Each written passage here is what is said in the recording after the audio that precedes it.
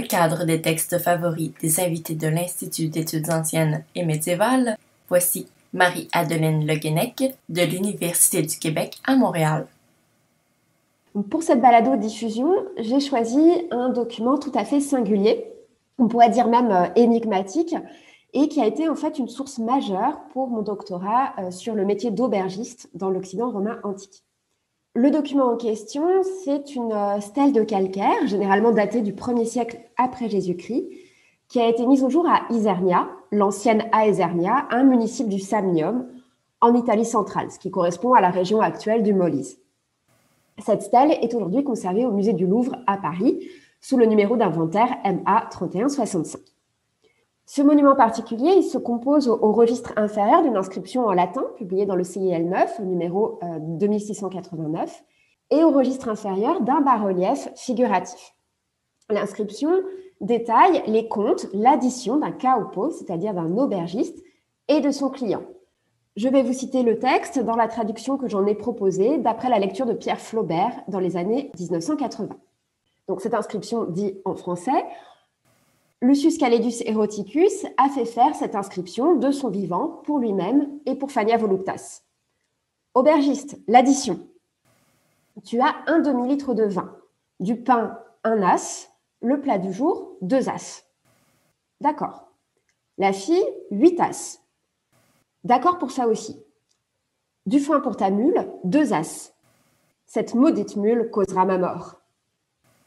Le bas-relief qui accompagne ce texte très vivant représente à gauche l'aubergiste, à droite le client, reconnaissable à son cuculio, son manteau de voyage. Les deux personnages sont en train de compter sur leurs doigts, tandis que la mule du voyageur piaffe d'impatience. L'ensemble forme en quelque sorte une case de bande dessinée, avec le dialogue des personnages au-dessus de la scène qui les représente, chaque registre éclairant en quelque sorte l'autre. Cette stèle semble donc nous donner à voir un kaupo dans l'exercice de ses fonctions. Et on comprend qu'elle est particulièrement retenu mon attention, et puis celle d'autres spécialistes, lorsqu'il s'agit d'étudier le fonctionnement concret des auberges de l'Italie impériale, pour lequel, comme c'est souvent le cas pour le quotidien aux périodes anciennes, on manque cruellement d'informations. Si on adopte une lecture réaliste au premier degré de la pierre, on dira que l'inscription paraît d'abord nous renseigner sur les services offerts par cette auberge à ses clients. Donc, en l'occurrence, ici, un repas, boisson, éventuellement un hébergement, du foin pour la monture du voyageur, mais aussi des services de prostitution féminine. Et cet ultime détail ne doit pas nous surprendre, puisque des prestations sexuelles rétribuées étaient souvent disponibles dans les auberges de l'Occident romain, additionnellement ou sous couvert d'activités hôtelières. En outre, le texte nous livre des informations cruciales sur les prix pratiqués par ce kaupo, ce qui constitue quasiment un cas unique à l'échelle de l'ensemble de l'Occident romain d'un point de vue documentaire. Et de fait, on l'a vu, la question pécuniaire est au centre de la scène qui est représentée sur le monument, tant dans le dialogue que dans le bas-relief. Alors, cette addition soulève quelques problèmes de détail. Par exemple, le prix du vin n'est pas précisé, mais simplement sa quantité, et il pourrait avoir été compris dans le prix du pulmentarium, du plat du jour. Manque également le prix de la chambre. Peut-être que ce kaupo n'avait fourni à son client qu'un service de jour avant que ce dernier ne reprenne la route, ou bien ce prix de la chambre pourrait avoir été compris dans celui des prestations de la prostituée.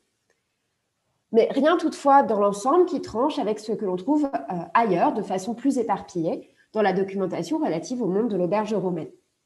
Toutefois, les doutes nombreux que soulève la signification de la pierre et de l'inscription invitent à ne pas en rester à cette lecture purement réaliste de la stèle d'Aesernia. La nature de ce document singulier apparaît en effet impossible à établir. Sa forme plastique, le début de l'inscription, un formulaire classique d'épitaphe, suggère bien sûr au premier regard un monument de nature funéraire. Mais vu la teneur du dialogue entre l'aubergiste et son client, s'il s'agit réellement d'une inscription funéraire, son sens apparaît bien incertain. Les épitaphes romaines, on le sait, quand elles s'affranchissent d'un formulaire de base, tendent à faire l'éloge du dédicataire en rappelant le souvenir de sa vie passée et à s'adresser aux vivants. Cela devrait donc être le cas ici également, mais dans ce cas, sur qui et sur quoi porte l'éloge? Il serait bien sûr tentant de voir dans le Lucius Caledus Eroticus évoqué au début de l'inscription le kaupo du dialogue et celui de l'image. La pierre intégrerait donc le corpus des inscriptions et des scènes de métiers romaines, vecteur privilégié de mise en valeur des statuts de travail de ces artisans et de ces commerçants romains.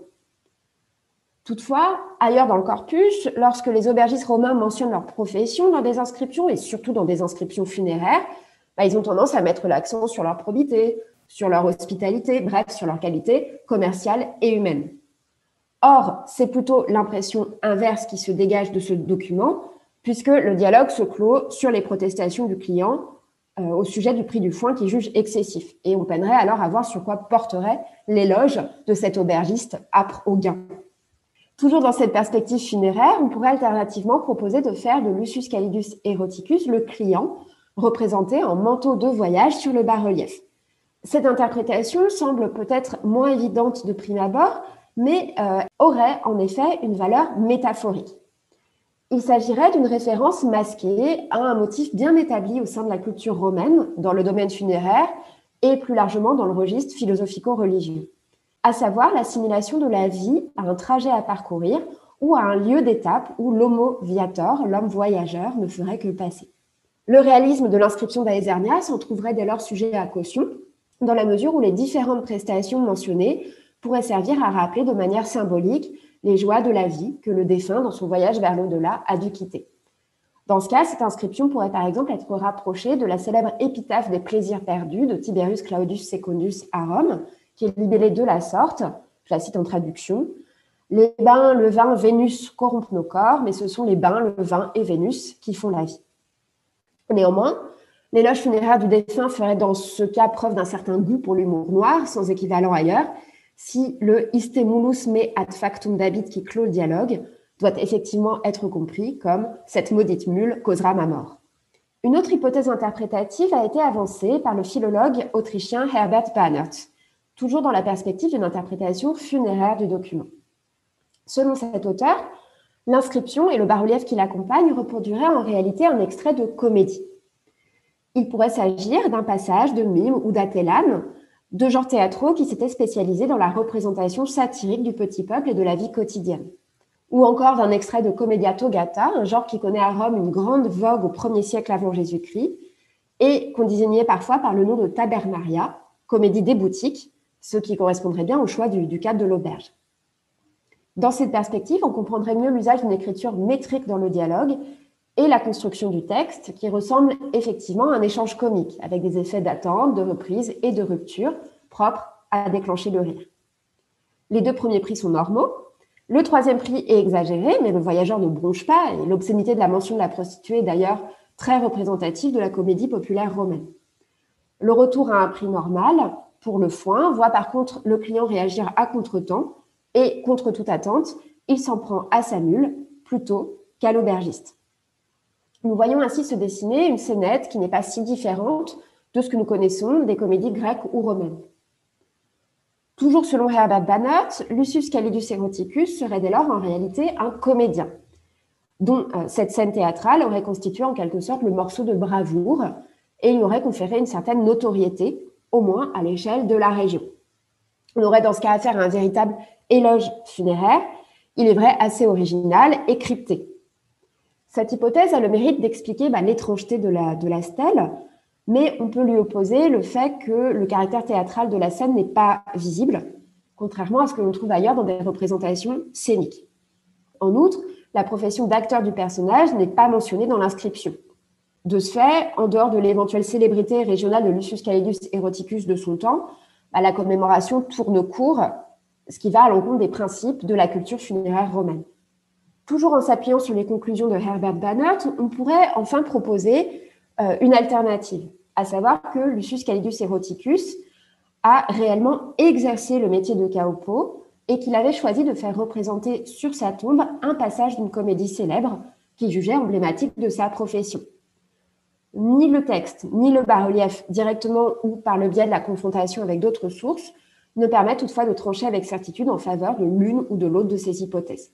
Et du reste, une seconde interprétation a pu être avancée pour ce monument, qui a par ailleurs ma préférence, à savoir celle d'une enseigne publicitaire qui parodierait, sous une forme humoristique, le libellé des inscriptions funéraires. Cette hypothèse a pour elle le nom des personnages mentionnés, Lucius Calidus Eroticus et Phania Voluptas.